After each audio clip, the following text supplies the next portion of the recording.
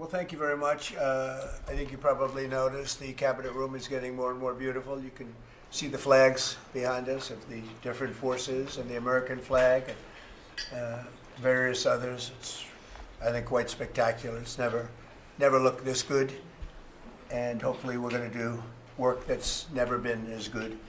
So I think that's basically what's happened in our first year. We've had an amazing year, and this will be our first cabinet after the year, so we're starting our second year. Tremendous progress has been made. I want to thank my entire cabinet for 12 months of unprecedented achievements. We really have. I mean, it's unprecedented. The numbers we've had on the economy and growth, you see them. And that's despite a Democrat shutdown. Without the shutdown, we would have picked up about 1.5 points more than already high numbers, record-setting numbers. So this has been, I think, and a lot of people say it, the most successful year of any administration in American history. First year, there's never been a first year like this, including the fact that we put out, extinguished 8 wars, and another one we think is coming. Steve Witkoff's working very hard, and Jared and everybody else, and I think it's coming. It was just announced that the murder rate in our country is the biggest drop ever recorded. It's at the lowest level in 125 years. First in recorded history, it's the lowest in at least 125 years. It's a wonderful thing. And that crime is way down, and one of the reasons was we've taken a lot of bad people and gotten them out of our country. In some cases, they're so bad that we put them in prison because we don't want them to even take a chance of coming back in, even though our border is very secure, record-setting secure. We had 0 illegal aliens being admitted into our country for the last 8 months. That's hard for even me to believe, but the people that make up the lists are supposedly nonpartisan, but I would say they lean toward the Democrat side. And if they say that, I'm all for it. As you know, we've had a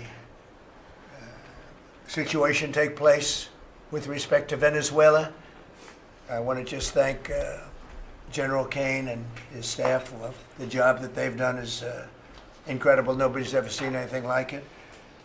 And once it did take place, I want to thank the leadership of Venezuela. We're getting along really well with them. The relationships have been very strong, very good. And they have informed me that they feel there's very good security, very strong security. We're working with the various people involved, including Chris and Doug and everybody on the oil. We have the major oil companies going to Venezuela now, scouting it out and picking their locations, and they'll be bringing back tremendous wealth for Venezuela and for the United States, and the oil companies will do fine too. Venezuela will actually make for themselves more money than they've ever made before, and that's a good thing. And the people of Venezuela were literally in the streets waving American flags. They were so happy. And the people in our country, like in the Doral section of Miami, which is considered little Venezuela, they're thrilled. And I just spoke to the president of Venezuela, informed her that we're going to be opening up all commercial airspace over Venezuela. American citizens will be very shortly able to go to Venezuela, and they'll be safe there. They'll be safe. It's under very strong control. And the people of formerly of Venezuela, some want to go back and some want to go back to visit, and they're going to be able to do that. So I've instructed Sean Duffy and everybody else concerned, including the military, that if you would, by the end of today, I'd like you to have the airspace over Venezuela. Planes can go to Venezuela opened up. Okay? Yes. Thank you very much. And I want to thank all of the people in Venezuela for what they went through, and I want to thank the leadership for really they're doing a good job.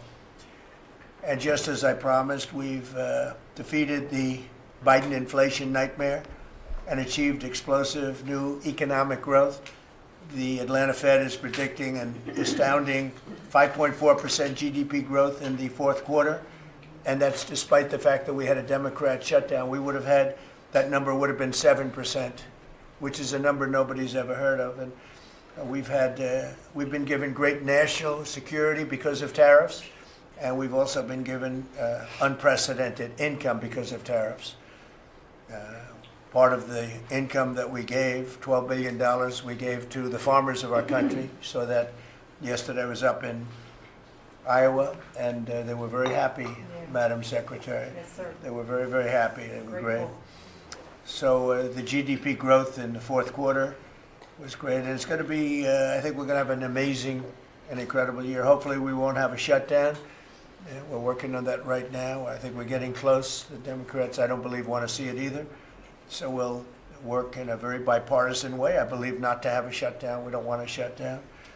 And just yesterday, the S&P 500 hit 7,000 for the first time ever. There's never been any time at which it's done like that. And the other stocks also, I think it was 52 times for the Dow, had hit a record high. But the 7,000 was not a number that was even thinkable if you go back a year ago. So S&P hit 7,000 for the first time ever. The stock market has set, it's actually 52, 53 all-time record highs since the election, adding $9 trillion in value to savings, retirement accounts, and 401ks. And I mean, everybody benefits, but we have record stock markets. Companies have never done well. And most importantly, if you think about it, after 4 years in which Biden got much less than $1 trillion of investment into our country, actually it was taken over 11 months, even though we're 12 months. In 11 months, we've taken in more than $18 trillion. So they did less than $1 trillion, Scott, in a period of 4 years, and we've done $18 trillion in less than 1 year. So there's never been anything like that. No other country has done those numbers, by the way, in history. 10 years ago, one country did $3 trillion. No other. We did $18 trillion. Is being invested now. Thousands of businesses, plants, equipment all over the country are being built right now. And they're going to be opening pretty soon. And when they open, you'll see numbers like nobody's ever seen before. The economy is doing amazingly well. I wish the press would report it, but people are finding out. They're seeing it. It's coming. It's becoming pretty evident. It's hard to hide. Biden inflation, which is really stagflation, cost the typical family $34,000. Think of that, $34,000. But after 1 year, growth in real incomes is outpacing inflation by more than $3,000 under Trump. So one cost $34,000 and one made $3,000. That's a big swing. Gasoline has plunged to, think of this, over $4 a gallon, depending on where you are. In California, it's $7, $8 a gallon. I was in Iowa, and they had $1.85, because I had it at $1.99 a gallon. And I was corrected by two farmers that said, I just bought my gasoline for $1.85. So, Chris, you have to be doing something right, you and Doug, right? But I don't want to give you too much confidence. You got to keep it going.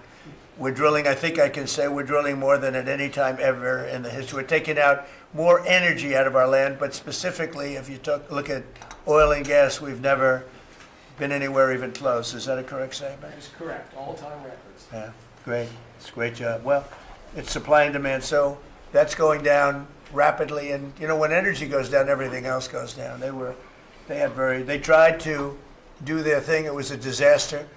Then they ran back very late to the Trump policy, but they didn't do the Trump policy. They cut leases. They did everything that they could do, but they lost it, and they were very high. And we're now less than $2 in many areas, $2.30 a gallon average. Grocery prices, airfares, hotels, car payments, and rent prices are coming down very fast. And you don't hear the word affordability issued by the Democrats anymore. Now they're going into other things because they're getting beaten badly on affordability. Remember that when I was elected, I came into office, I inherited a total mess, starting with eggs, which were 4 times higher than they were just a year before. And Brooke got them down very quickly before Easter. They said they wanted me to buy plastic eggs for the egg hunt, at the very famous egg hunt at the White House. Sir, would you buy plastic eggs? I would buy a lot, like 100,000 eggs. I said, we're not going to buy plastic eggs. And by the time we had the egg hunt a few months later, we had the prices down pretty good. And now they're really low. Now they're at a very low level. So we really have, you don't hear the word affordability because we inherited very high prices and we inherited the highest inflation in 48 years. I say the history of our country. I think it sounds almost the same. Actually, I think 48 years sounds actually worse for some reason. So I'll go with the 40 because the press corrected me. I said history and they said, it's not a history, it's 48 years. I said, I'll accept that.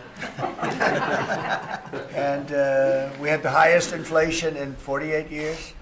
We have now as you saw yesterday with the Fed, I'm not a fan of his, he said that inflation essentially is not a factor. It's really been pretty amazing. I just put out a statement about his statements. I won't repeat them here because they're too angry. And thanks to our tax cuts, millions of Americans will soon receive record-setting tax refunds. You're going to get a lot of tax refunds, with the average refund expected to be over $1,000 higher than it has been at any time. So we're going to be getting some pretty good refunds, a lot of people.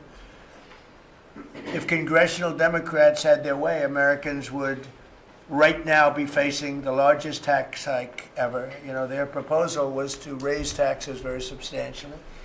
And our proposal, which is in the great big beautiful New Deal, it's a New Deal in its own way. It's a Republican version of the New Deal. Right behind you is a nice picture of FDR. This is a much better deal than the FDR deal. But we have the great big beautiful bill, and it's given tremendous tax cuts and a lot of other things. People are now finding out how good it is, and it's just kicked in as of January 1st, by the way. So we're really starting to see it. Even though it's a month, we're really starting to see it. The U.S. economy would be cratering if they had won this election. Our country would be in very bad shape. Would be maybe not much of a country anymore. I don't think it would be a country anymore. They were doing everything wrong, but they were going to give you the largest tax hike in history, and we're giving you the largest tax cut in history in the great big beautiful bill. In addition, I think it's very good. I think it's very important. You have no tax on overtime, no tax on tips, and no tax on Social Security, but you also have, you're getting this is the first time this ever happened. If you buy a car, you go out and borrow money, you get an interest deduction. You take the interest rate, the interest that you're paying on the loan, you're able to deduct it for income tax purposes. So that's a first ever, and I think it's going to be great for everybody, including the car companies. I was in Detroit 3 weeks ago. I went to the Ford factory, spoke to the General Motors people. It's all the same. They're doing better than they've ever done. The factory I went to was like a World War I, earlier than World War I factory, opened up. One of the oldest buildings, but one of the biggest. And Ford was getting ready to close it a couple of years ago, and then they saw that I was doing well, and it looked like I would have a good chance of winning. And they kept it going, barely going. And last week they announced, during my visit, they announced that they're going to round the clock production. They never thought it was. I said, did you ever think? I spoke with Bill Ford and the president of Ford. They were both there, and they said, we can't even believe it. We were going to close this building 2 years ago, and now it's going round the clock. They said, we cannot. I mean, they said, we wish it was twice the size, but they're now building additional plants in the United States, as is everybody else. You have AI building, but the car companies, I love the car companies, and you have them, they're all coming back. They're coming back from Mexico, they're coming back from Canada, they're coming back from Japan, and they're coming back from Germany, all over Europe. They're coming back, they're building here because they want to avoid the tariffs. They don't want to pay the 15%, in some cases 25% tariff. Could be a lot higher than that if it wasn't working. So because of that, they're all coming back. One statistic yesterday that Scott told me is that for the first time ever, tell them about the steel in Japan, that we are now making more steel. Go ahead, please. So yesterday they reported for the first time in 26 years, the United States of America produced more steel than Japan. Wow. And that is entirely driven by your tariffs. Amazing. Thank you.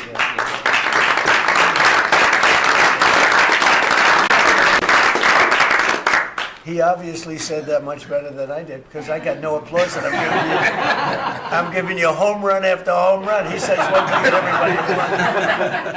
I should have saved that one for myself. No, but think of it. First time, and they read almost 30 years, but I guess it's what, 26, 27 years, that we are now producing more steel than Japan. Japan being a big steel producer. Japan and other countries really took our steel production away from us. Now, if you think of this, 3-4 years ago, the steel companies were all closing up. We worked a fantastic deal with U.S. Steel. We saved U.S. Steel. And now it's all coming about, but and that's just the beginning. There are a lot of steel plants right now being built. So that's an amazing number. Nobody would have believed that. If you would have said that 3, 4, 5 years ago, people would have said, yeah, it's not a true fact, but so it has to be true because otherwise you question me on everything. I have to be extremely accurate. I don't exaggerate it. I don't want to exaggerate because you will call me. You don't call other people, but you would call me under my most favored nations policy, which I think is the most important thing, Bobby, of all what we've done, because we're bringing drug prices down by 80, 90%, depending on the way. You could say 5, 6, 7, 800%.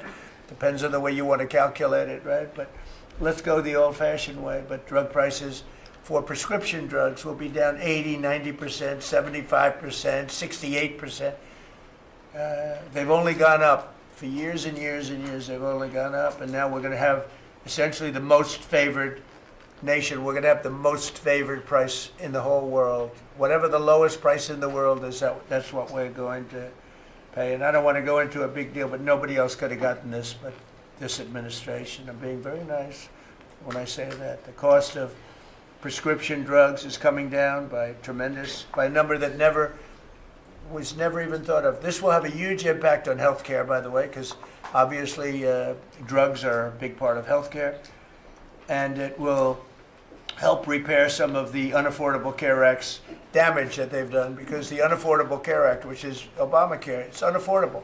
It's not affordable, and it's a disaster. And hopefully we will be paying money directly to the people instead of giving the insurance companies the money. They'll go into a healthcare savings account or whatever it is. But think of it. We pay the money, billions and billions, really trillions of dollars going to insurance companies. We want that money to go to the people. They buy their own health care.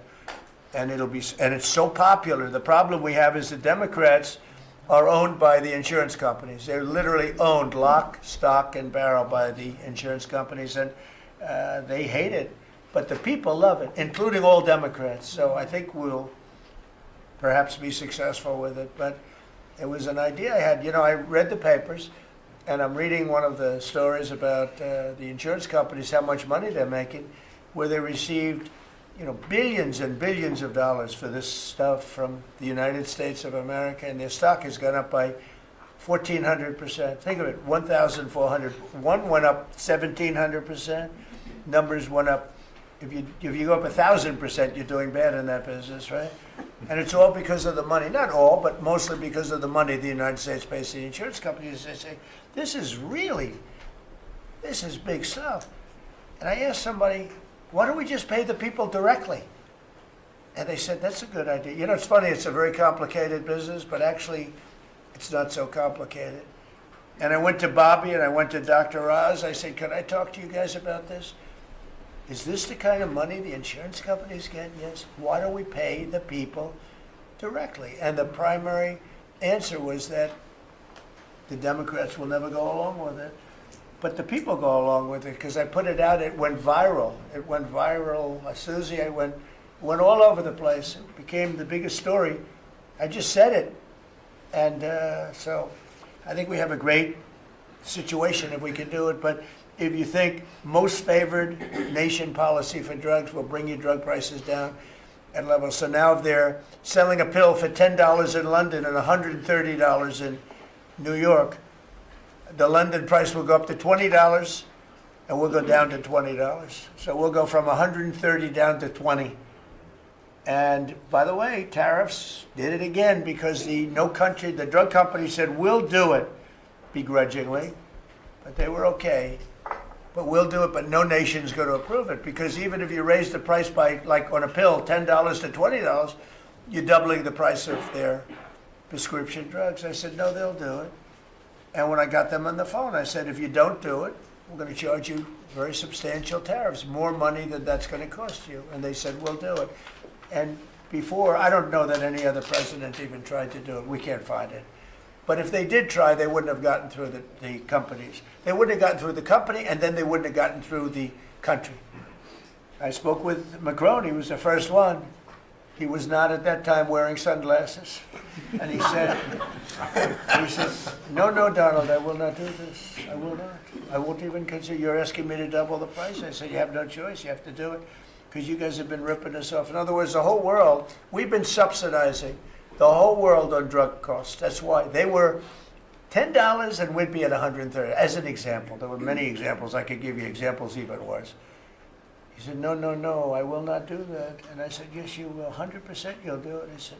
He said, no, I won't do that, Donald. You're asking me to double the cost of our prescription. We will not do that. I said, look, you've been ripping us off now for decades. We're not going to do it anymore. You can do it under Biden and Obama and other people. You're not going to do it under us. We won't do it. I said, well, if you don't do it, I'm going to charge you a 25% tariff on all of your wine, champagne, and everything else you sell into the United States. He said, like I said, I will do it. And that was the end of the conversation, right? That was the end of the conversation. So now we have favored nations that everybody said would be impossible to get. And I then had the same conversation with 15 other countries. Every one of them agreed. After a short conference, they all said no. And then within a matter of seconds, they said, we would be very happy to do that. Thank you for asking in such a nice way. And it's a great achievement. I think it's going to be one of the best achievements we've had in this country in a long time. So we're going to be knocking drug prices down at levels never seen before. I want to thank the drug companies because once they agreed, they really did. They felt it was very unfair. One of them told me it's actually a relief to agree because this has been just a rough thing for me, to justify. Because they couldn't justify it. I said, how come in London I can buy something for $10 and in New York I have to pay $130? And they go, well, it's research and development. I said, yeah, but you have research and development from them. Made in the same factory, made in everything. This is where my friend, who's very successful, I told you, a seriously overweight person, he takes the fat pill or the fat shot. And he was in London and he said, cost $87 there, cost $1,300 in New York. What's going on? He called me up. And, I knew that, but he put it in a very blunt way. I've known him a long time. He's a crude individual, but smart as hell, made a lot of money.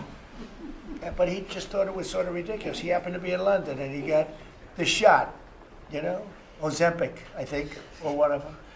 And I told him it wasn't working. For him, it didn't work. And he brought up a good point. It didn't work. I told him, he knows who I'm talking about. He's going crazy. He begs me not to mention. He's not talking about me, ladies and gentlemen. It's not our great vice president. No, but he begs me not to mention his name because he's become very famous without mentioning his name. And he is actually a very well-known business person. But he did make a point. But I knew the point very well. We were always paying far more than any other nation. We were subsidizing the world. Right now, there's no more of that. So we're going to be bringing the drug prices down at numbers never seen before. It's going to have a huge impact, positive impact on healthcare. So with that, we are going to ask a couple of people to say a few words. And we're not going to go through the whole table because the last time we had a press conference, it lasted for 3 hours. And some people said he closed his eyes.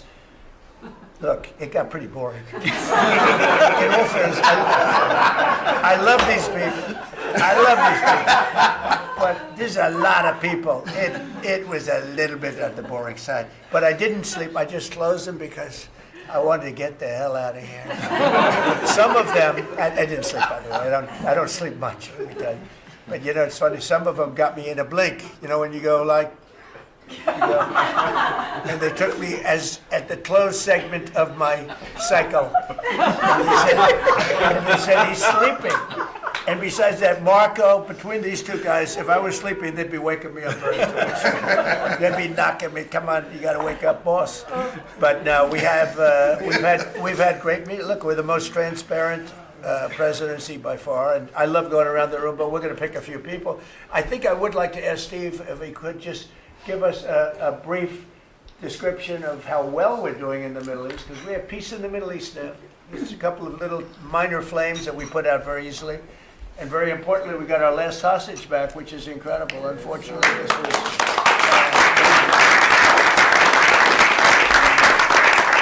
something that nobody said could be done. And I will tell you, Hamas was a big factor in getting all of the hostages back. We were not happy with them, and they had to bring them back. And they found the dead hostages, the bodies of hostages. And those parents wanted their sons back, I think in all cases sons. But they wanted their sons and their family. They wanted their sons back as much as the people that had living hostages that we got them back to. So we got the 20, but remember, we got hundreds back previous to that. But I always said getting those last 20 back is going to be very tough. And we got them back, and we got all of the bodies back also, which to those parents was just as important as getting back the son that was living. Steve, could you give us a little description, please? Well, your policy of peace through strength, that's what delivered them home. Without that pressure, it never happens. We are in the second phase now. We've stood up for the first time, Mr. President, on your behalf, a technocratic, all Arab government. We've got the terrorists out of there, and they're going to demilitarize. They will, because they have no choice. So we expect that. Pardon me? And now we want to get Hamas no guns, right? Right. They're going to give it up. They're going to give up the There's a good chance we're gonna AK-47s. get that. A lot of people said they'll never disarm. Looks like they're going to disarm. And they did help us with those bodies, getting them back. Look, And that you know. family is so grateful to you. They called, I Yeah. spoke to them, Jared spoke to them. You know, it's an amazing story. He broke his shoulder, but he went out there because he didn't want his friends to fight alone. He would be alive today but for that. He had no reason to go out with a broken shoulder, and he went out and fought them courageously And died. and died. That's right. This is a great story, and the parents are great. They were the only ones who didn't, they came back pretty rapidly, actually, considering that we had get some back initially with the initial group. After that, we had to get a lot. That's a tough job. That's a nasty job, too. Who would want that one? That's a nasty job. And between Israel and Hamas working together, if you can believe it, they got them back. And we got the last one back yesterday, and the parents are so happy. It's amazing, actually, how... We sent a message to the parents on your behalf, as you suggested, and they were so grateful. I guess grateful to me is a much better word, because it's hard to be happy, but they were, actually. I mean, they couldn't believe that they had their baby boy. The mother said, my baby boy back. It's a very terrible thing. Steve, Russia, Ukraine, we're making a lot of progress. Could you explain that? The Ukrainians actually said that we've made more progress since Geneva than they've seen in the last 4 years of that conflict. So we had 5 Russian generals last Sunday in Abu Dhabi with Jared I and Dan Driscoll, and we think we made a lot of progress. The talks will continue in about a week, but lots of good things happening between the counterparties discussing the land deal. They're talking together. We have a security protocol agreement that's largely finished, a prosperity agreement that's largely finished, and I think the people of Ukraine are now hopeful and expectant that we're going to deliver a peace deal sometime soon. And because of the cold, extreme cold, they have the same that we do. I personally asked President Putin not to fire on Kiev and the cities and towns for a week during this. It's extraordinary. It's not just like cold, it's extraordinary cold, record-setting cold. Over there too, they're having the same. It's a big pile of bad weather, the worst. But it was it really. They said they've never experienced cold like that. And I personally asked President Putin not to fire into Kiev and the various towns for a week. and he agreed to do that. And I have to tell you, it was very nice. A lot of people said, don't waste the call, you're not going to get that. And he did it, and we're very happy that they did it. That's correct. Because on top of everything else, that's not what they need is missiles coming into their towns and cities. So I just thought I should say it. I thought it was a very good thing. And Ukraine was, almost they didn't believe it, but they were very happy about it because they are struggling badly. I They're think it struggling. shows, Mr. President, how you provide an overarching sort of presence in these negotiations. The Ukrainians never thought it could happen. The Russians are doing things maybe that people wouldn't give them the credit for doing, and I think it always comes down to your indomitable spirit. Well, it was a good thing. You know, if you think it's cold over here, they say in Ukraine you can add another 20% to it. It was very cold place anyway, but this was, they see numbers that were so, they'd never seen numbers like that, cold numbers like that. So it was, I thought I should mention it. Could I ask Scott Bessett, we have so many things happening, could I ask you to maybe say a few words, please? Yes, sir. So the one big beautiful bill that was passed on July 4th last year, we're starting to see the effects kick in. You mentioned the great economy. One of the things in the one big beautiful bill, Mr. President, it was an honor to host you, and as you said, the best rapper in the world, Nicki Minaj, at yesterday's Trump Account Summit. We've now had 1 million people sign up for Trump accounts just this week. We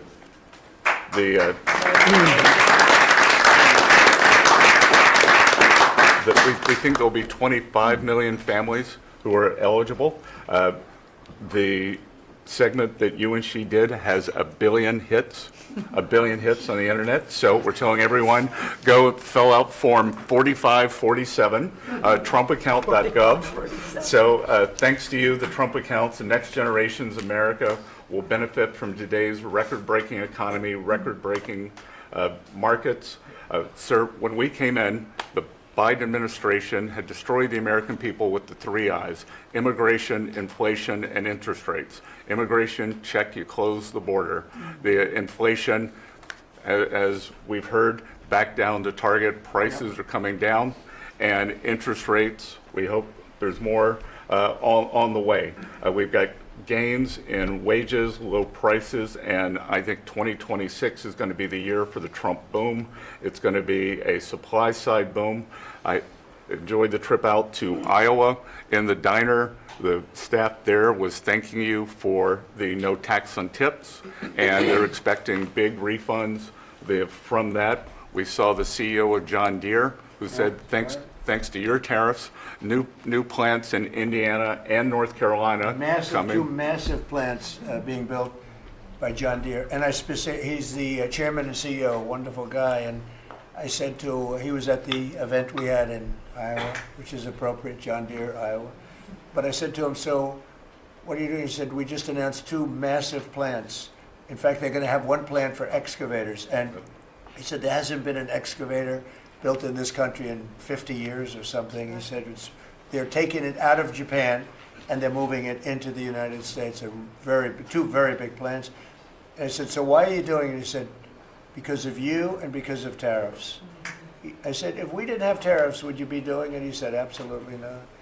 So it's very important, and I hope we're going to be successful with the Supreme Court case because we're waiting, and we're taking in hundreds of billions of dollars, and we don't want to give it back, number one. And number two, and you know, the people that are fighting us on that case, by the way, are China-centric. These are people that are for China, but they're also outside of the United States. These are countries that have ripped us off for years and years, charging us tariffs.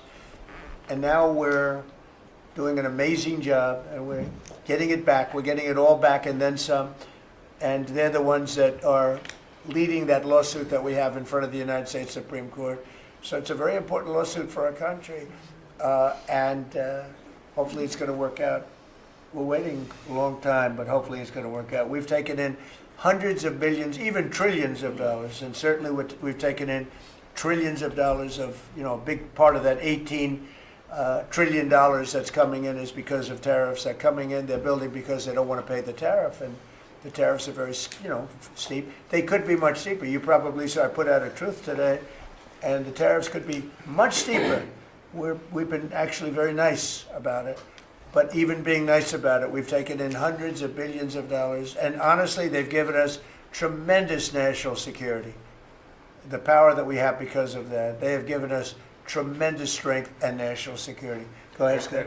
Yes, sir. And the IEPA power you used on the tariffs, as you said, we're bringing in tens of trillions of investments. The tens of trillions of investments turns into factories construction, which turns into factory jobs, which turns into consumer spending. You've right-sized the government, so government employment is down. Private sector is up. Growth was a stunning 4.7, 4.8% in the past 2 quarters. Biggest back-to-back gains in a decade. And we are doing that with government finances improving. So that will bring down the borrowing costs, the calendar year budget for 2024, 7% deficit to GDP, highest when we weren't at war, not in a recession, all the way down to 5.4% and getting better.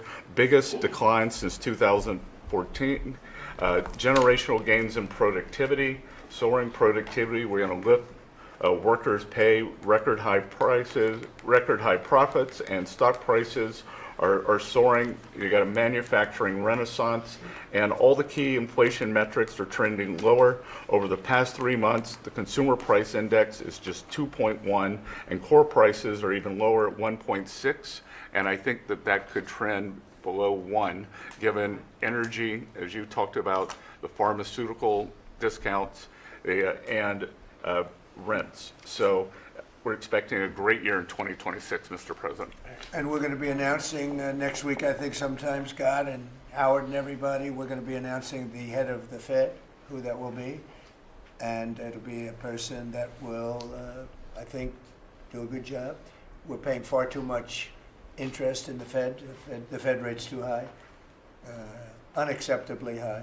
We should have the lowest, and I think you read my statement today. I put out a statement before the meeting, but we should have the lowest interest rate anywhere in the world, because a lot of these countries are successful only because of us, because we allow them to have surpluses. And without surpluses, some of the countries that you most respect financially, that you say, oh, this one, that one, this one, that one, they're successful because we allow them to have surpluses. And we could easily stop that with the powers that we have, but we don't.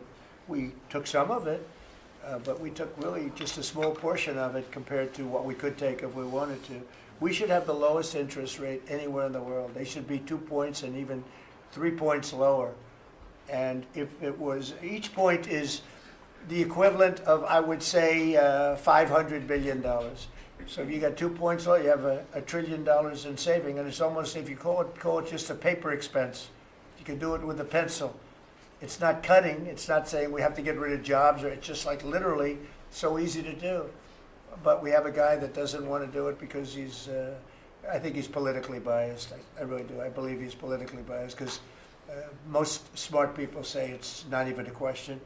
But despite that, we were able to bust through. It's like busting through a wall. We're able to bust through a wall, and we have the kind of numbers that Scott and Howard with the steel and other things talk about. What would you say, Howard, in terms of how we're doing, generally speaking? Great businessman, very successful guy.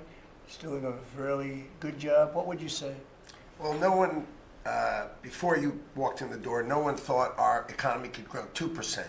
Fourth quarter, with the shutdown, 5.5%. And that means the first quarter, you could see the United States of America, with its $30 trillion economy, grow in the 6% range. And no one thought that was possible.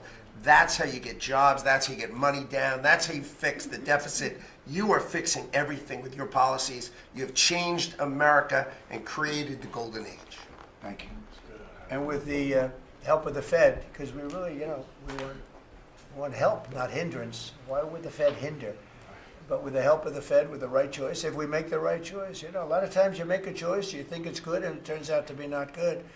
But with the help of the Fed, we could hit numbers that have never been hit before. We could hit 8, 9, 10. There's no reason why not. And, I talk about, if you go back 20 years, 25 years, I'm old enough to remember, when we had good news, when you announced good news, the stock market went up. You announce anything good, the stock market went up. You announce bad, the stock market went, and that's the way it should be. But now it's over the last 15 or so years. If you announce good news, that means they're going to raise interest rates because they want to kill it.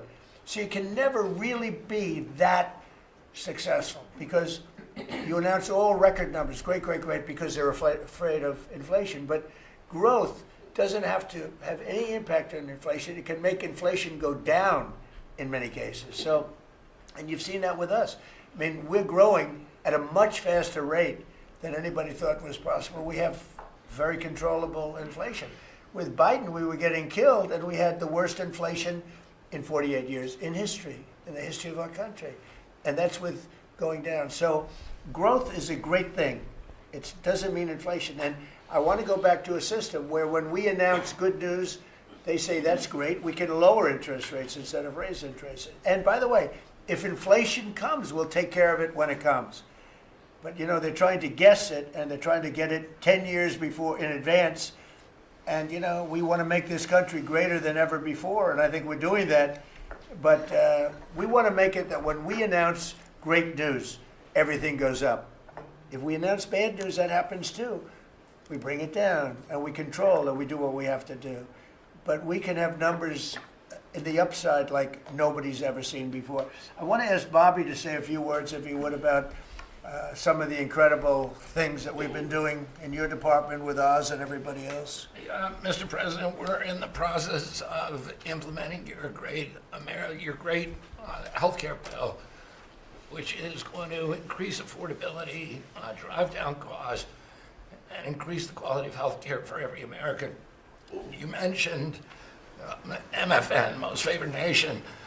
We now have agreements with 16 of the 17 drug companies. And you asked us to do something. You know, Clinton had promised to do this, Biden had promised to do this, Obama, Bush had all promised to do it. None of them succeeded. It was regarded as impossible, and you made it 10 times harder. As you said, not only do I want MFN, but I want them to all reshore their production to this country. And they don't have any money to do it because we've taken it all from them. And I want to make sure we continue to lead the world in innovation. We succeeded in all of those goals, and the proof that we did that is after we signed those agreements, the stock prices for those companies went up $1.3 trillion. Amazing. And they are reshoring. Eli Lilly is building 6 new plants, including an API plant.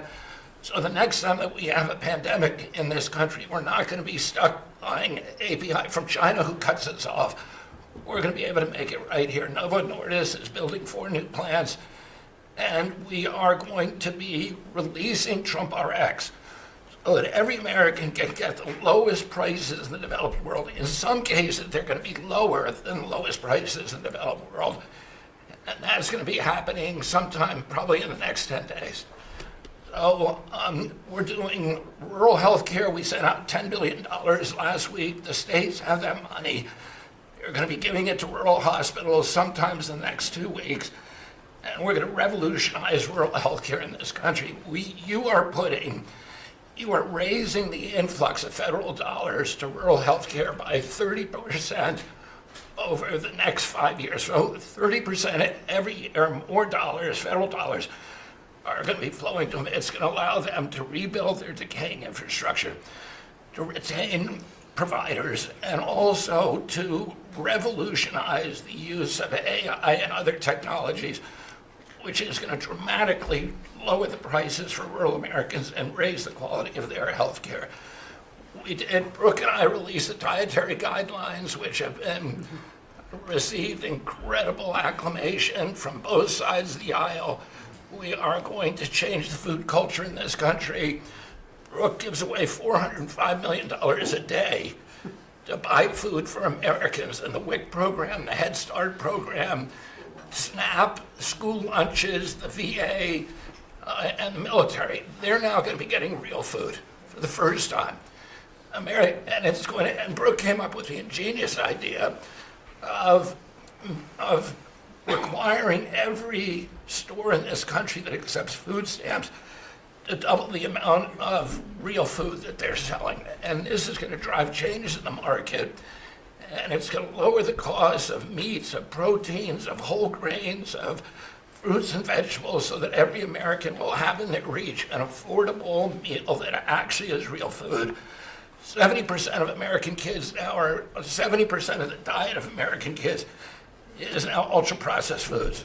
That's why we're spending $5 trillion in treating chronic disease in this country every year. We are attacking fraud. We have Oz finding hundreds of billions of dollars of Medicaid, Medicare fraud in states like Minnesota and California, and we are clawing back that money. We also accomplished something that every American has promised, which is prior authorization. Now we have 80% of the insurance industry that has agreed to eliminate prior authorization in almost all of their procedures. So that this is going to dramatically change the experience of every American with the healthcare system. When you go to your doctor at your point of care, before you leave that office, you will know whether the insurance company is going to pay for the procedure or not. And that is going to, as I said, change the experience. We're also doing price transparency, which you asked during your first term. It never got implemented because the Biden administration never enforced it.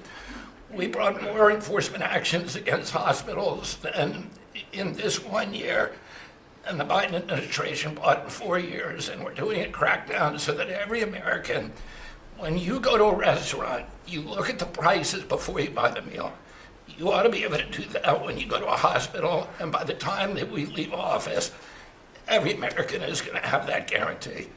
We're doing a lot of other stuff, but we were told to keep it short. So.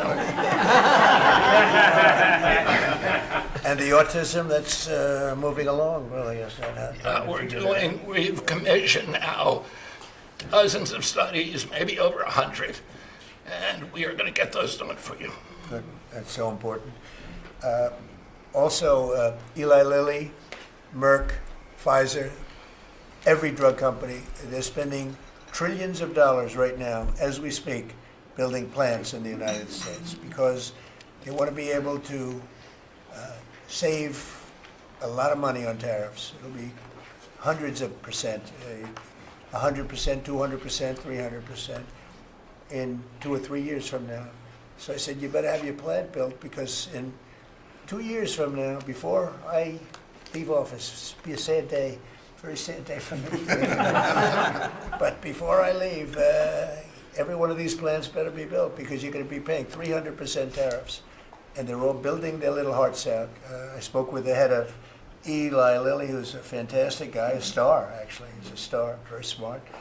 And he told me he's building 6 plants in the United States, big ones, in locations that I know very well, but all over the country. Merck is building, and Pfizer's building, and every one of them's building, and foreign companies are building. So it's an amazing thing that's happening, and you're doing a fantastic job. I read an article today where they think Bobby is going to be really great for the Republican Party in the midterms. So I have to be very careful that Bobby likes us. But we're letting you do your job, right? Thank you, Mr. President. Thank you. You're doing a great job. You and Oz and the whole group, they're doing a... I'll add this, and Marty McCary has done an incredible job at FDA. That's true. Last month, we approved more gene and cell therapies than any time in history. And we're making this a safe and productive and encouraging ecosystem for biotech so that China does not steal that industry from us. Fantastic. I'm going to ask Scott Turner to speak really quickly about housing because, in my opinion, I have very strong opinions on housing. That's what I did for a long time. I did good with it. But, we got to get interest rates down even lower. They are now pretty low, but we got to get them lower. And I'm a big factor, to me, the biggest factor is interest rates for housing. Only in that, you have a lot of people that have become wealthy in the last year because their house value has gone up. And, when you get the housing, when you make it too easy and too cheap to buy houses, those values come down. I don't want those values to come down. We have millions of people that own houses, and for the first time in their life, they're wealthy because their house is worth $500,000 or $600,000 or more or less. but more money than it's ever been worth before. I don't want to do anything to knock that down, and so I want to be very careful with this. You know, you make housing, I can turn on housing immediately, but you make it too easy and you're going to knock the value down of people that own houses. I want to, for those people, those millions of people that own houses, we're going to drive those values up, but we're also going to try making it easier for people to buy. The best thing that can happen for both groups of people is lower interest rates, and those interest rates are coming down, and with a proper, intelligent person at the Fed, that person will be able to work with us to get interest rates down. That covers all of the sins. It covers everything. Lower interest rates keeps the values up for the people that have housing and lets other people buy housing. And Scott, if you could just expand quickly on that. Yes, sir. You did allude to when we first came in, sir, you know, our fiscal house in America was a mess. But because of your economic policies, the economy is thriving. And I do have some good news to share. As you said, you know, good news. I hope this will make the interest rates continue to go down. But because of your policies, sir, home sales in December, they rose sharply to their strongest pace in 3 years.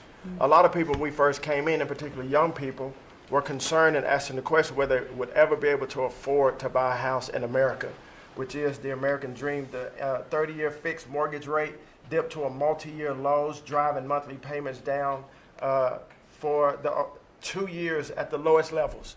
So more people can get a mortgage now, more families can be able to afford to get a home and achieve the American dream. At HUD last year, we helped and supported over 1 million people through FHA and Ginnie Mae to be able to buy a home. 500,000 of those were first-time home buyers, and hundreds of thousands of our veterans we supported. And so that's good news that millions of people in our country are now beginning to buy homes. We also, sir, saw that you are, and we're working with you, making bold action to ban institutional investors from buying single-family homes. Those homes are for the American people. So, sir, thank you for your leadership on that. Also working with Director Pulte over at FHFA to buy $200 billion worth of mortgage-backed securities, driving down even more the cost to get a home. And so we're grateful for those actions. Also, the One Big Beautiful Bill has been tremendous, making the low-income tax credit increase, working with Secretary Bessent at Treasury to produce more projects and more homes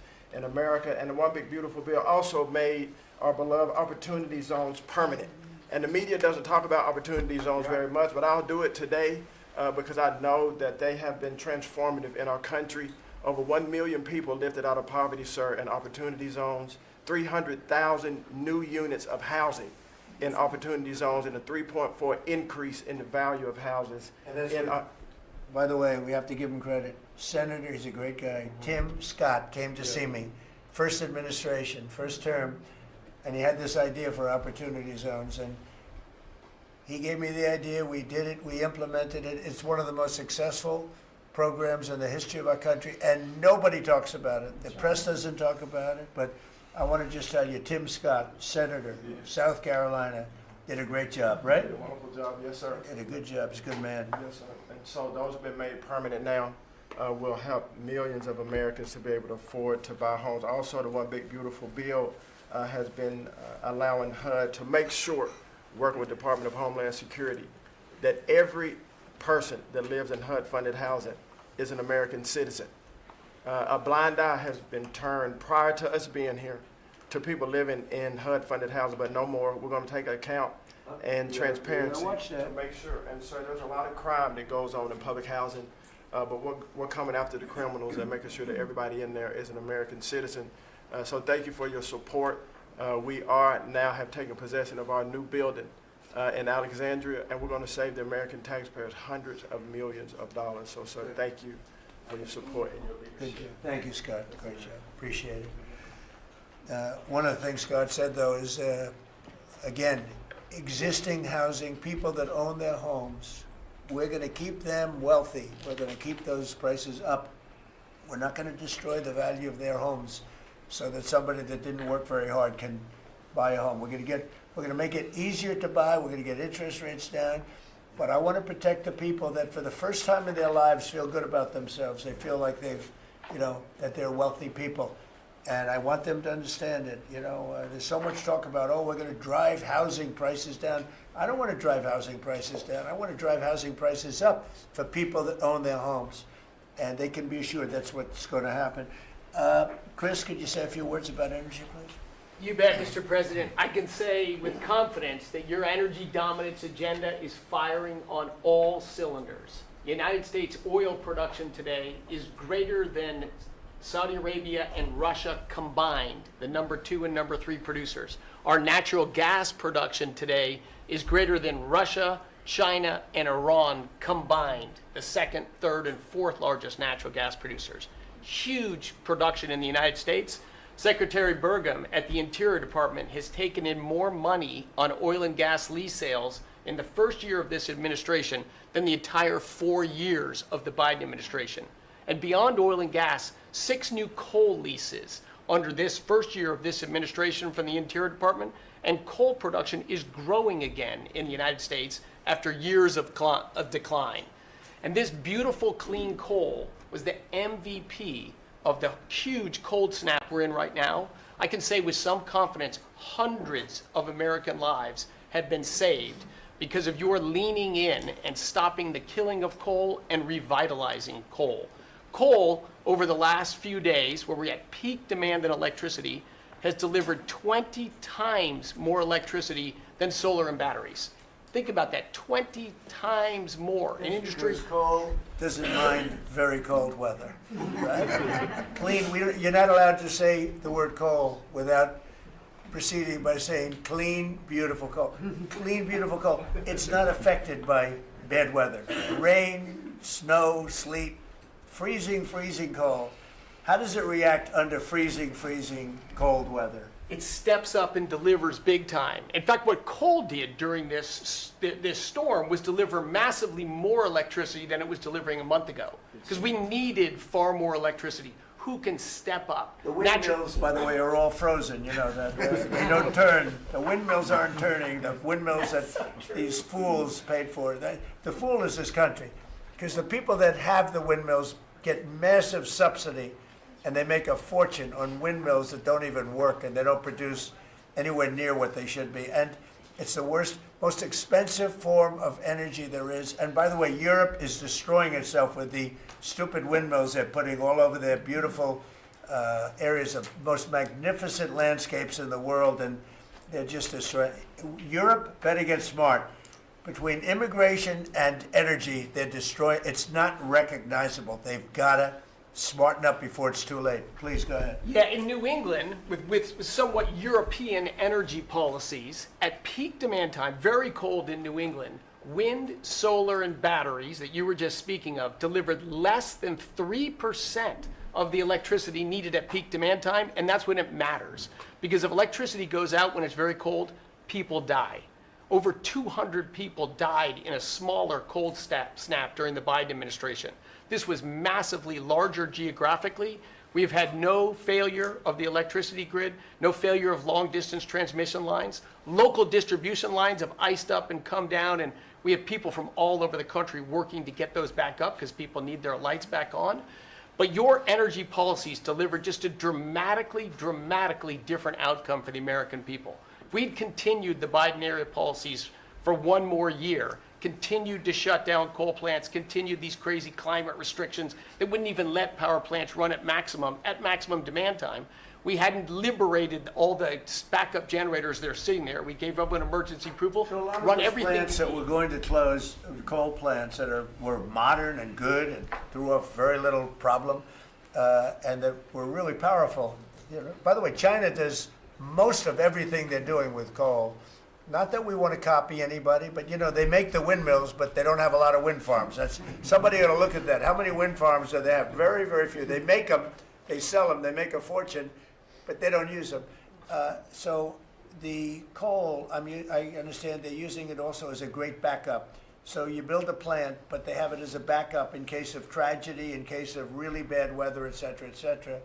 They actually store coal on the site of other plants, so that if they need emergency energy, the coal is always going to be there, whereas other things aren't. Is that correct? Exactly. Coal just Pretty good. stepped up here to 25% of our electricity during this high demand time. Natural gas, coal, and nuclear, they are what run the American electricity grid. The others are ornaments and often expensive And you ornaments. stopped plants Run from up being prices. demolished, right? 17 gigawatts of coal generation plants were slated to close last year that were stopped from being closure by this And if they administration. were closed, we would be really tight on energy. We would have had significant blackouts at these peak cold times, and extrapolating from the last storm during the Biden administration, I think at least hundreds of deaths. Because in the South, a lot of heating is done with electricity generation. If those grids go down, people die. So these, and when you're going back to the Working Families Tax Cut Act, or the One Big Beautiful Bill, that got rid of $500 billion of subsidies, energy subsidies, that do nothing but make energy more expensive and less reliable. And under this administration, we've spent massively less on energy, and we've delivered massively more on energy. And when you have more energy, you have lower prices. It's a fantastic job. You and Doug. Doug said, you got to get this guy Doug. You got to get this guy Chris Wright and get him as soon as you can. I said, but I want you to run energy. He said, well, I'm good at it, but he's better, right? Didn't you tell me that? So I gave him the land, I gave you the energy, right? And it's a great combination. I mean, they literally have, I said, maybe we'll merge it in some way. They said, we don't have to. We get along. They work together, right, with the land. He's got the land and the energy. He's got the knowledge to take it out. It's been a good combination. This administration, the whole administration, and your leadership has been very focused on energy, because we can push down energy prices, we can lower costs on Americans, and we can raise wages by bringing jobs and opportunities here. It is a transformation of American energy. Thanks for your leadership. He's one of the most respected people in the energy world. And Doug told me about Chris Wright. They said, if you could get him, what he gave up to do this job, you're making a little less money, but that's all right. You don't care. What you're doing is fantastic. But he said he's the best in the world. Other people have told me that. The heads of the biggest companies have told me that. And it's really panning out to be so. We appreciate it very much. It's great. One of the things we're doing with energy, I think that's so important. We have an old grid, been around a long time, and not really, can't be much expanded. It can be fixed up a little bit, but can't be much expanded. And we have some plants that are so big that the grid would never be able to hold it. We're allowing them to build a electric producing plant, mostly electric, but they can use nuclear to do it, they can use oil and gas, they can use coal, they can use whatever they want. I think many are choosing oil and gas because it's there, it's tried, it's true, it's plentiful, it's inexpensive. Some are going nuclear, some are going both, many are going all three. But the plants, you read, well, how do we ever fire those plants? Because to do this, we need 2 times the electricity we produce in 1 year for the entire country, which is almost hard to believe. These buildings are so big. They're going up now. So I did something that nobody thought was possible also. When they build their building, they build their own electric generating plants. And we are seeing some of the most incredible designs you've ever seen. So we don't need the grid. I read an article in the Wall Street Journal saying, oh, we're falling behind China. We're not actually. We're leading everybody because I'm letting them build. The government would never be able to do that. Now, China's a different kind. They build, they do things that you got to hand it to them. President Xi, they build vast amounts of energy. They don't have certain constraints that we have in this country, but we're more than topping them. We're leading China by a lot on AI, and it's primarily because I'm allowing them to build with their plant their own electricity. If they had to rely on the grid, they wouldn't have any power. You wouldn't have any power for anything. And they're building the electricity. And one of the reasons I'm able to do that is we have a very capable man in the room named Lee Zeldin. He may be in the room someplace. Is it his normal place? He's there. He's always there. Most reliable, solid guy. And he's done an amazing job. Could you just explain that? And also, because of the fact he's so good, California has a problem. The hardest permit to get when they lost 25,000 or so houses, which shouldn't have been lost, they should have allowed the water to come down from the Pacific Northwest, which was very plentiful. But they didn't do that. They lost 25,000 houses. Lee and his team gave them the most complicated permit within 20 days. Everybody, every single house that burned down got the federal approval. Unfortunately, it's well over a year. And the state and the city, that's Gavin Newsom, and the city, the mayor who's grossly incompetent, by the way, they have been unable to give permits. There are like 3 houses being built out of thousands and thousands. They have no permits. So I read about a week ago that it's possible, because of what's happened, whether you declare national emergency or something, these people are dying to build their house. They want to do something, that I could put somebody in charge from the federal government. Congratulations, Lee. And I'm putting Lee Zeldin in charge of getting them their permits, city, federal. You have the federal, you need the city and state. And I hear you have great powers over them if we want, and we're going to give you that power. We've already given you that power. So Lee Zeldin is going to work with the thousands of people that are dying to build their house. And I also recommend one other thing. Give them the house plus a 10% bonus. In other words, you get a bonus, you can build your house 10% larger. They've suffered so greatly, they've waited so long, and they should be given a bonus. So I think, and I've heard this has been done before, they get a 10% bonus. They can build a house that's a little bit larger than what they had before. And I'd like to have you take it over. Mr. President, your great Secretary of State was looking for another job. So. I was thinking about him, but he's pretty well booked. I watched him yesterday.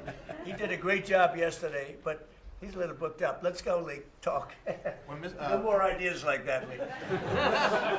When President Trump came into office, he immediately signed an executive order giving EPA 30 days to complete our Phase 1 hazardous material removal, so that the Army Corps can come in and complete their Phase 2 debris removal.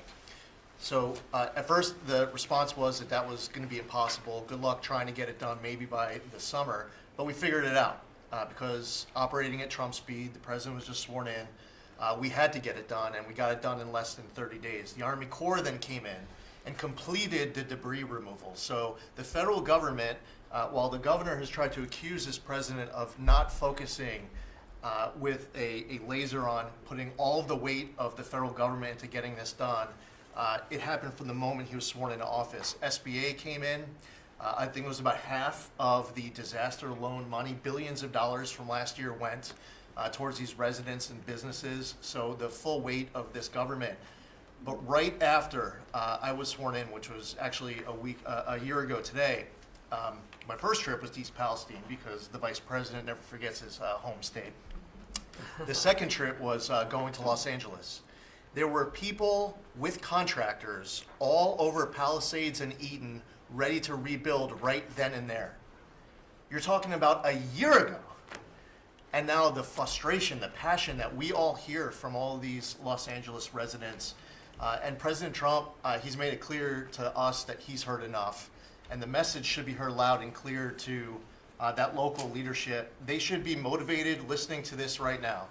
And when this cabinet meeting is over, if it hasn't been done already, is that they need to go into the office where these permits are just laying around, flip over tables if you have to, fire people if you have to, and get all of these approvals done so that people can rebuild their lives. It's been a year, and this president has had enough. So whatever you can do, that's going to be very important. And it's so sad, those people, we were there a few days after the fire, you were there with me, we were walking down the streets, the people are devastated. The love that they had for that property was, everybody was going to rebuild, and they thought they could do it immediately. They should have, we gave it to them so quickly, but they can't get their permits, they still can't build. And they're losing spirit too. I mean, a lot of people are losing spirit. And the other thing I'd like to talk to you about and other people about that happen to be sitting around the table, they want to build a low-income housing project right in the middle of everything in Palisades. And I'm not going to allow it to happen, okay? I mean, maybe it's politically correct, maybe it's not. I'm not going to let these people destroy the value of their houses. I built a lot of low-income housing. I made a lot of money building low-income housing. I know more about it than anybody.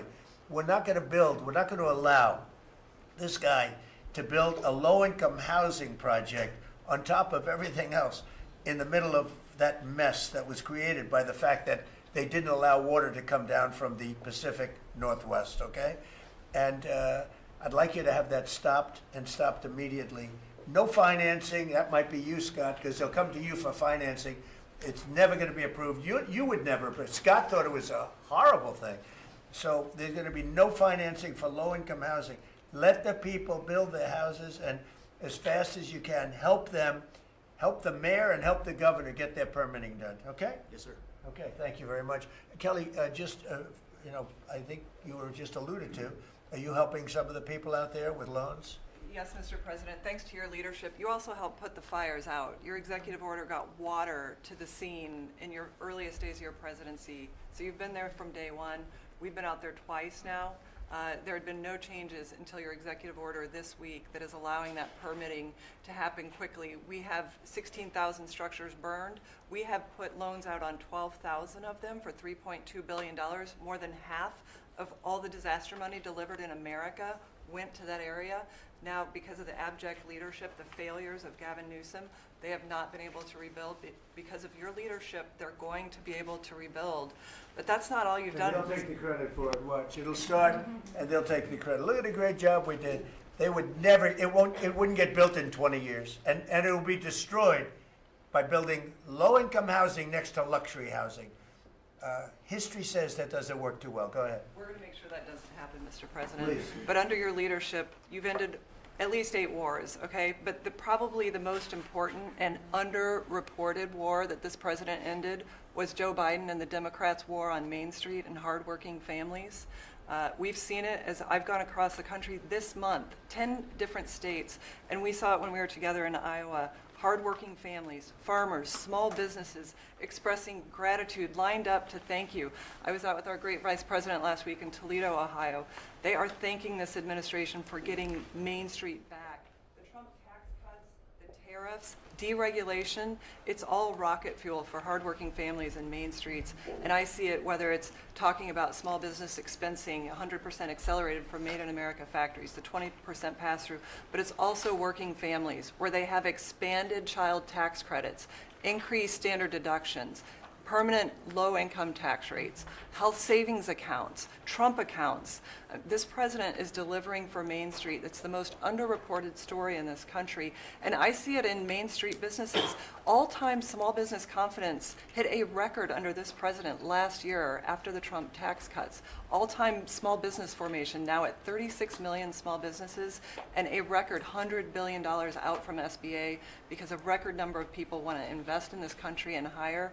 And whether I've talked to manufacturers about tariffs, they know that this president is bringing manufacturing back, just like Prince Manufacturing in Macon, Georgia. 500 employees machining parts for our defense, our agriculture, our automotive, our aerospace industry. They're going to hire 500 more people this year because of tariffs, because of the Trump tax cuts, and because of SBA lending.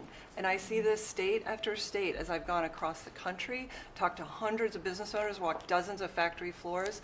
This is not being covered, but it's going on in America. The number one problem is they need skilled workers. And this is something I'm working on with Secretary Chavez-Urimer. I'm working across the administration to ensure that we empower our small businesses. 98% of our manufacturers meet the small business definition. So Ford has 5,000 small manufacturing suppliers. The $18 trillion you brought in is creating an economic boom like none we've ever seen before. We are going to have 7% GDP growth. GDP now is probably underestimating where it is in 4Q, but with interest rates going down, with regulation going down, these are all taxes on small businesses, and those are going away.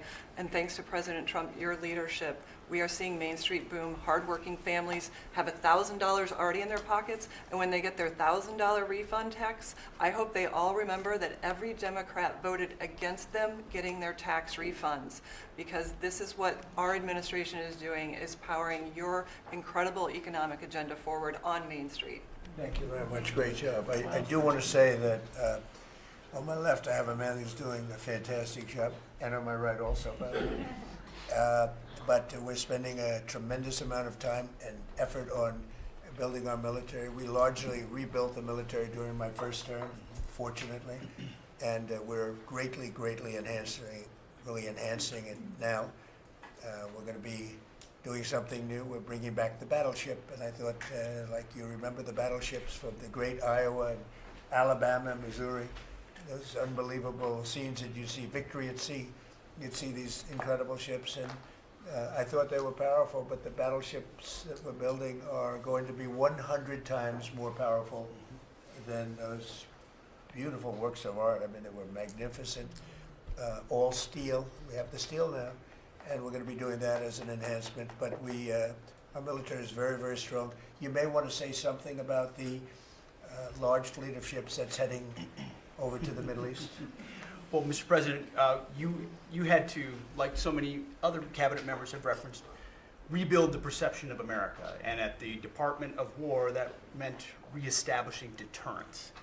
What happened in Afghanistan, what happened in Ukraine, a war that never would have occurred, what happened on October 7th in Israel, never would have happened under President Trump. So as a result, we're having to rebuild how our enemies perceive us. And when President Trump said, we're not getting Iran, you won't have a nuclear bomb, he meant it. And we sent those B-2s halfway around the world, and they never noticed.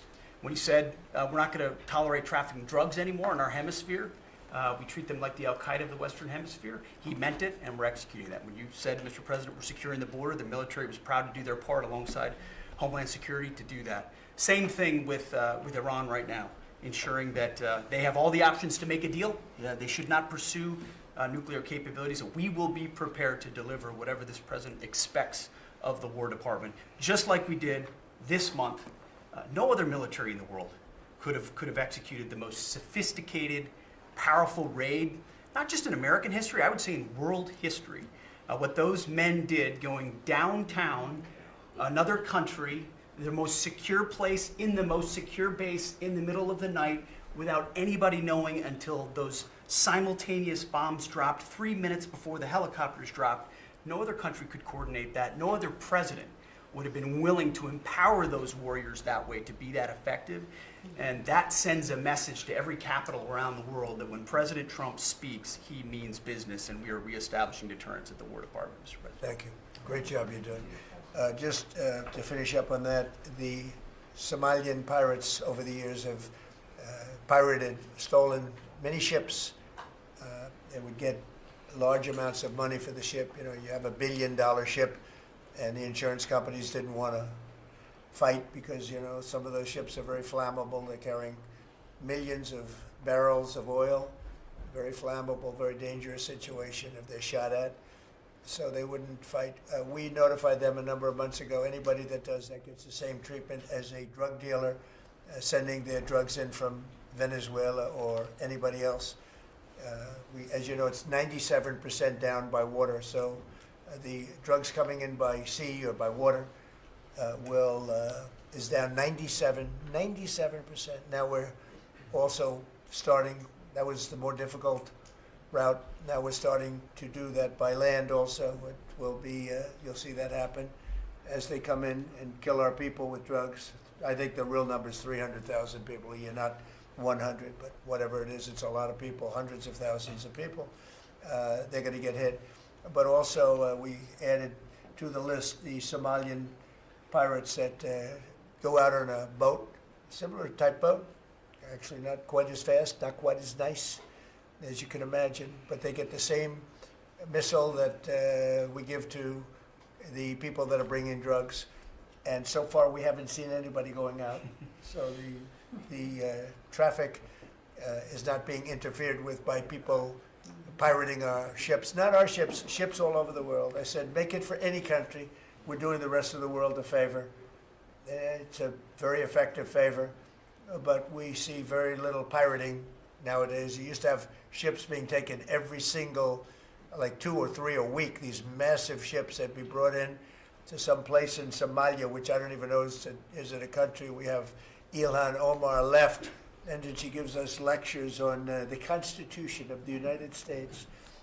These people are, what they've done to rip off our country is terrible, but the pirating has essentially stopped. They know that if anybody even makes a move toward a ship, they get the ultimate treatment. They will go to wherever they want to go, but it's probably not going to be to heaven. I can't imagine, but they get hit very hard, just like a drug dealer, just like the boats, the ships that are coming in. Every boat that comes in with drugs on it that we take out, we just saved 25,000 American lives. Each boat is the equivalent of saving 25,000 American, mostly American, but American lives. So I just wanted to let you know that, and Pete's been totally authorized to do that. and they know it's going to happen. And it seems that all of that brisk business that they had has been stopped in its right in its foot. So I just want to thank everybody for being here. My cabinet has been amazing. I like this much better than going around for 3 hours. We'll pick on other ones. Pam, you're doing great. We're all doing great. JD, if you'd like to say something, you can. Would you like to really quickly? He is, after all, the Vice President of the United States. It's okay, sir. I'm here for the free coffee. I just say it's an honor to serve with this group, and we're doing a lot of good for the American people. We're very proud of it. Yeah, we're very proud of the country. We're very proud of you. Thank you very much, everybody. Thank you.